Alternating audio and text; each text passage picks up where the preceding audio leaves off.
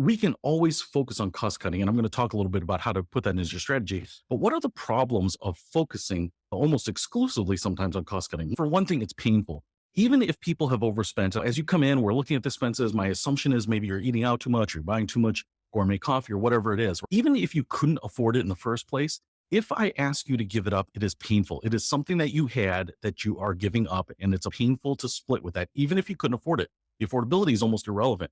But if you've ever had something and had it taken away, you've experienced that.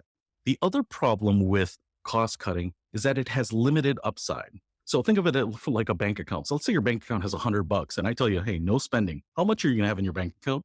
$100, right? If you make $1,000 a month and I cut all of your expenses out, I say, hey, no rent, no food out. We're going to just live minimalist. How much can we hope to have at the end of the month? $1,000, right? The value of cost cutting is capped by how much money you're bringing in. And so there's a limit to how much value we can create.